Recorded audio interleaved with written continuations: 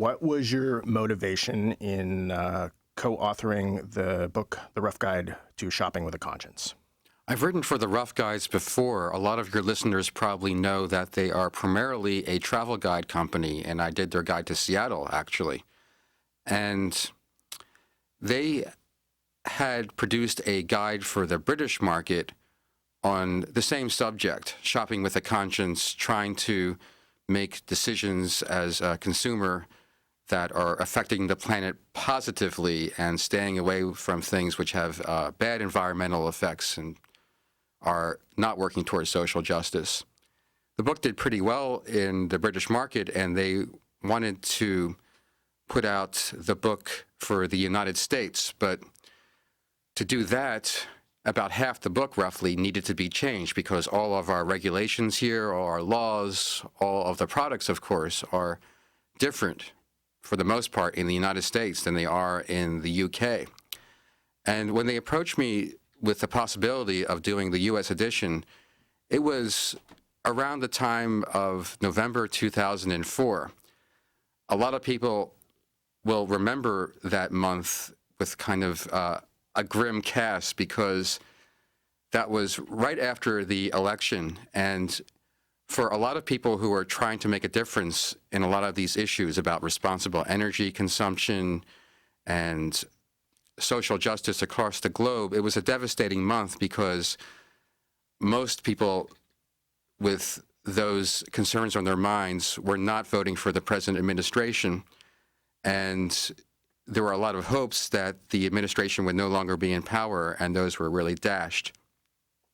So I was kind of in a funk, and this idea was kind of proposed to me, and I was realizing as I thought about it more and more that this was a very effective way to make a difference, to have a vote, in essence, right after feeling like my vote didn't count or it was just kind of cast aside. And I was pretty fed up with the electoral process, as a lot of people have been since 2000. But when we decide what sort of energy to use, what sort of vehicle to drive, what clothes to buy, what food and drink to purchase, we're also making a very important statement, and one which can really direct money toward good causes, toward pro-environmental action, and away from destructive policies. Unfortunately, a lot of companies will not listen to public outcry or even laws. What they will always listen to is the economic bottom line. If their products aren't doing well, they have a duty to their stockholders to fix that or to do what they can to put products on the market that people are going to want to buy. If people make a statement that they're not going to want to buy certain things, that is the ultimate vote. And that will take things off the market which are destructive. But more positively, I hope, also make things available that can make a good difference. And the more I started to think about these issues in preparation for doing the book, the more I realized virtually every decision that we make has these kinds of pros and cons to weigh, and not just relatively big things like what car to drive that's most energy efficient, but even what flowers that you buy. There's a whole sidebar in the book about cut flowers and where they come from, the labor involved in getting them to this country, and how much exploitation is involved with workers in Latin America mostly, who are responsible for gathering and preparing these flowers for our purchase.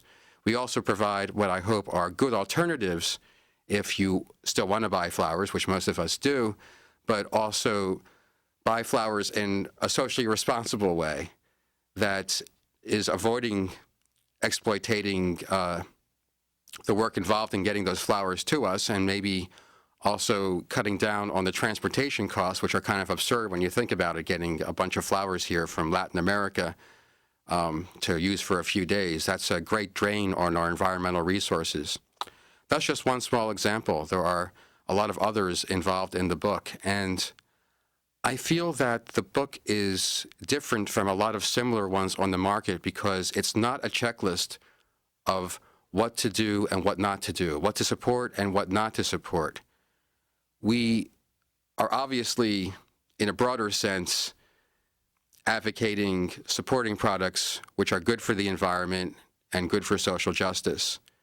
But a lot of these decisions that we make, a lot of these issues are very complex, and we go through the pros and cons. It's not even pros and cons sometimes, but it's different sides of an issue to weigh on what you want to do and how you want to align it with your values, because there's no right answer, for instance, on how to buy the best socially responsible food. Some people would say fair trade because that ensures the best prices and conditions for people in the third world who are producing the goods.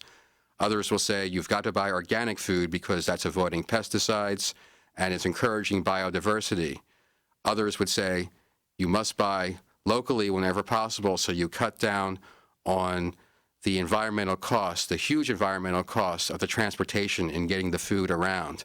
It's very hard to support all three of those concepts at once when you're buying kiwis or mangoes or coffee or so forth. And we're not saying you've got to do this or you're failing. What we're doing is outlining the possibilities so you can do something that's making a good difference. In the beginning of your book, you even wrestle with the first question of should people even, go shopping ethically? Yeah, no, obviously, because we did a 330-page book, I and my co-author, who's British, do feel that it does make a difference. It makes a very important difference. But we're acknowledging that there are people who feel differently and making sure that everyone who's considering these issues knows what those arguments are. I mean, the argument in very general terms would be to make a really big difference, you also need to be politically active, put pressure on governments. And there's also the argument that by buying into a consumer society, by buying into the status quo, you're inherently not making a difference because what's really needed is a society that's not so consumer-based. I kind of feel that making responsible consumer decisions is very important, but we're not advocating, I don't think anyone should really be advocating that it's the only way to make a difference. It's one important way, and exerting political pressure, exerting pressure on companies and politicians by other means is important. You can do all of those things at once, but that doesn't mean that you should abandon one form or another because they're imperfect, because they're all imperfect, but they're all necessary. Did you find a big difference between the way one would deal with their consumerism here in the U.S. versus the British version of this book? Yes, and I don't want to sound too despondent because we're trying to make the book an empowering tool for people to make decisions that they feel good about. But it really seems to me that the United Kingdom and the European Union are quite far ahead of us on a lot of these important issues.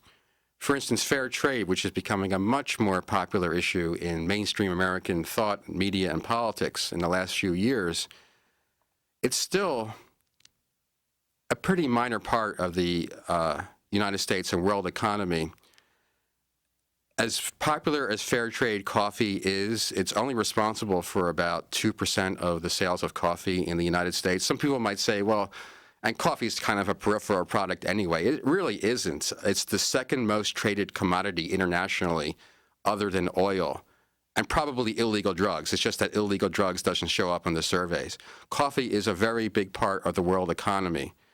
And 2%, even though that's an enormous gain over the popularity of fair trade coffee just a few years ago, it seems like it's doubling every year or two in the United States. It's way behind where it is in the United Kingdom, where 2 out of 5 people in the United Kingdom know the fair trade mark that you see on products to certify that has been produced by fair trade standards. They know it by sight.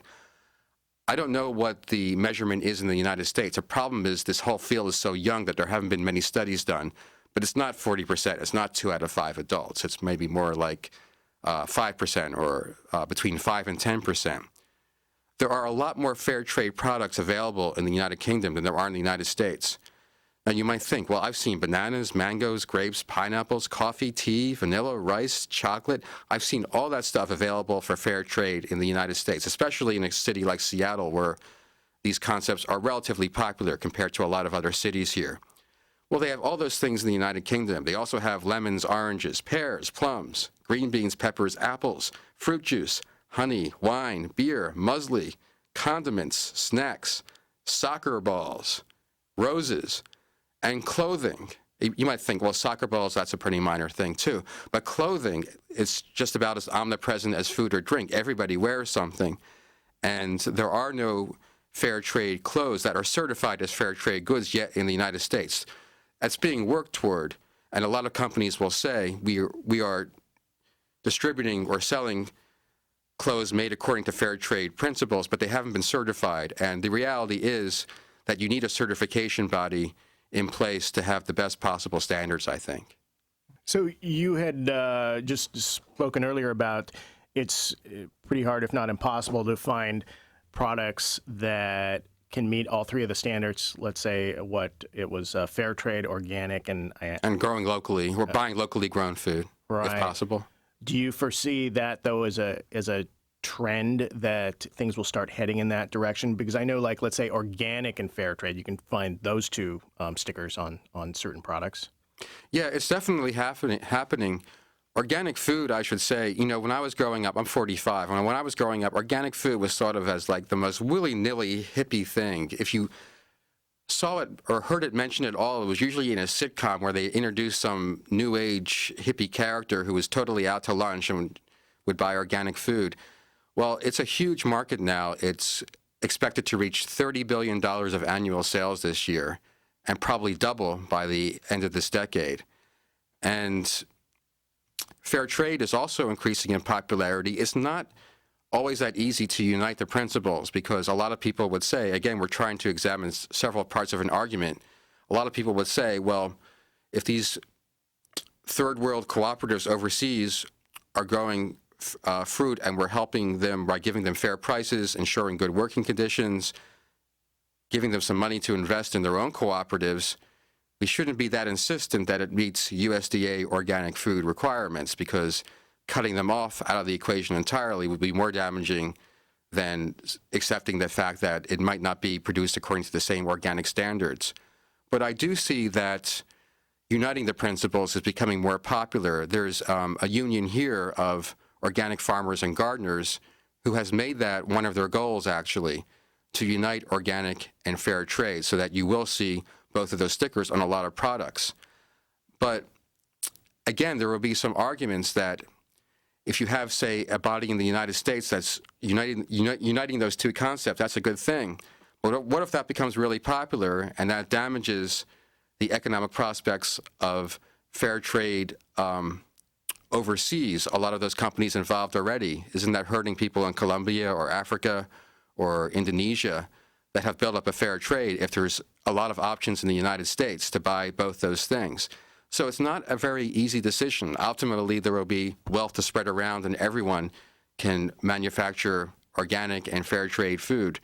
But it's not going to be easy. And certainly if you're going to be insistent on buying locally grown food, you're going to be cutting out a lot of third world growers who the unfortunate reality is a lot of them are dependent on some degree towards sales to the United States or affluent countries. So give us a sense for, while you were working on this book, where you see the real progress being made in the different categories. For instance, you had like food, clothing, shelter. I mean, you covered a lot of territory.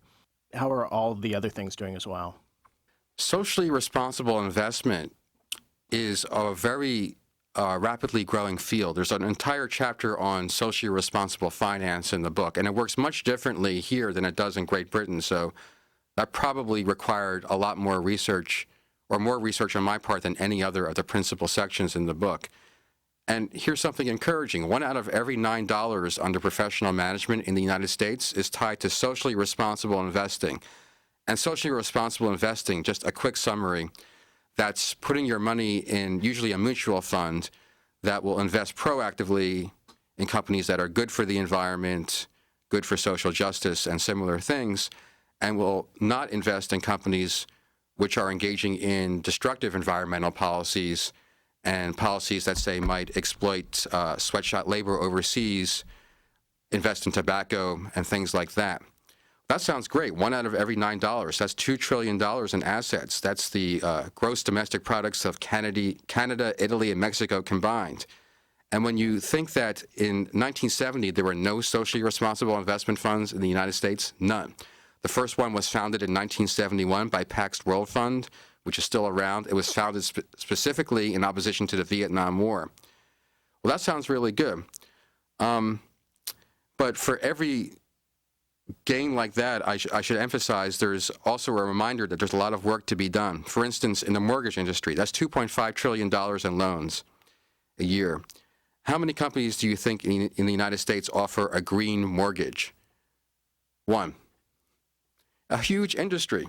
One. I'm very fortunate. I live in the San Francisco area. If I wanted to buy a house, which is really a pipe dream there because you need 7 figures of cash, I have that option. And actually, if you don't live there, you have the option too, because the fellow who runs this company, I know him, he will try to work with people out of the area. But there should be 1 or 2 in every area, every major metropolitan area. As far as other areas where a lot of gains are being made, a lot of people despair about how difficult it sometimes is to find cosmetic products which have not been tested on animals. It's unfortunately very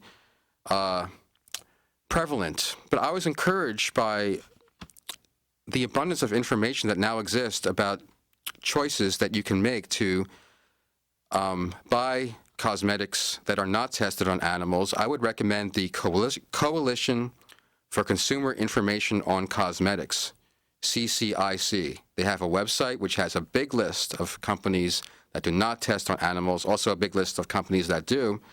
And they also have a label, which is very handy. It's a leaping bunny. So you can kind of identify it by sight, just as you can fair trade products by sight, hopefully. Also, in the area of global warming, of course, that's become just such a much huger issue this decade. And some people might say, you know, there's no way to buy a green car. You know, what can we really do? And I don't think a lot of people are aware that there are some organizations that are doing at least something. There's an alternative to AAA, which is what most people use, the American Automobile Association, the Better World Club. They'll give 1% of your revenue to environmental cleanup and advocacy. They'll also, if you book a flight through their travel agency, they'll give you a free carbon offset. That's another thing, by the way, that's becoming a lot more popular. You know, a lot of people fly. That's the reality. And a lot of people don't realize that aviation is responsible for 3 to 4% of the human impact on climate change. Even though we drive a lot more, considering the hours we put in the cars on the road, flying has a huge impact.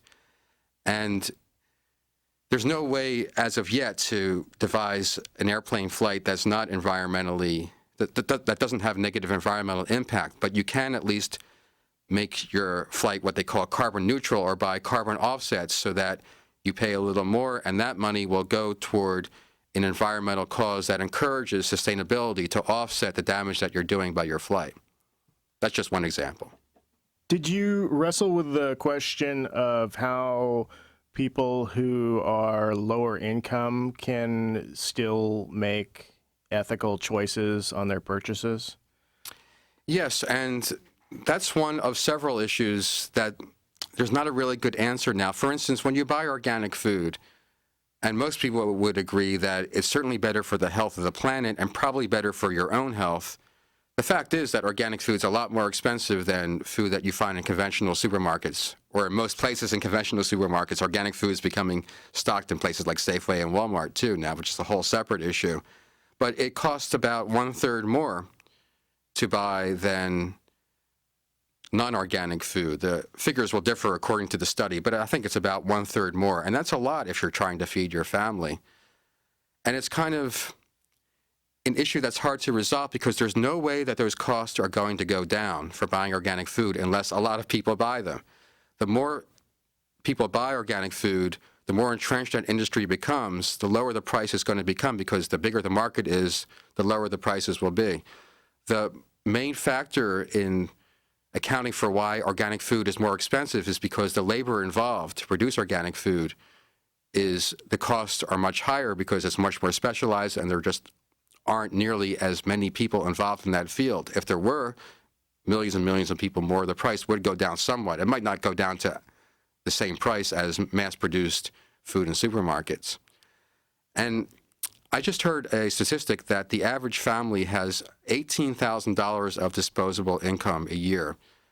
That's not a whole lot, especially in our society, especially in a city like Seattle, where the cost of living for just renting a place or owning a home is quite high. So you have to be selective, and that's why I hope that the book is not saying you've got to do this, you've got to buy this, even if it's such and such expensive, because your options are changeable according to your circumstances. If you can only buy organic food part of the time, or only make a choice which is somewhat better than the worst choice, that's making some difference. And that's what we're trying to emphasize in the book, in part. While researching the book, did you find some things that really surprised you? I've mentioned some of them already, so maybe I can try to think of some more. Again, some of the products that exist out there where you can make a good difference are not things that would come to mind, because I'm also trying to emphasize some of the more positive and fun things about this, because there's a lot to despair about if you focus on a lot of the bad things happening. I don't think a lot of people realize how much wood is involved in pool cues and in guitars, especially in Seattle. You know, it seems like everybody owns a guitar or a clarinet or some musical instrument. And this might sound frivolous, but it's really not. A lot of the wood that was made to manufacture those products is being sourced from illegally harvested wood, and that has very damaging environmental consequences, clearing rainforests and so forth. And you can buy wood that's been certified to have been harvested in a sustainable fashion, looking for the certification of the Forest Stewardship Council. And some people might say, well, pull cue manufacturers, guitar manufacturers, they're not really going to care. What difference is that going to make? And it's just one guitar. When it adds up, it is a lot of difference. And again, you see some of these companies in the mainstream starting to pay attention where they weren't 10 years ago. Martin Guitars, which is probably the most respected manufacturer of acoustic guitars, they have said, we are looking into making available Forest FSC certified guitars that have been manufactured by sustainably harvested wood. I don't want to sound too grim, but there are even a couple companies specializing in environmentally friendly caskets. If you want to plan, you know, we all hope that day is not coming really, really soon, but if you want to plan for that time, those options really exist. And there's some more surprising things. For instance, floor. If you use wooden floors, that's kind of a huge drain on the available timber supply. Bamboo flooring seems like a very encouraging option to pursue to me, because that crop grows so quickly and replenishes itself so rapidly that even, again, if it's more expensive now to make a bamboo floor for your home if you want, but it's such a great, a better environmentally sustainable option that I would hope that a lot more people use that and a lot more research is done into making that more widely available.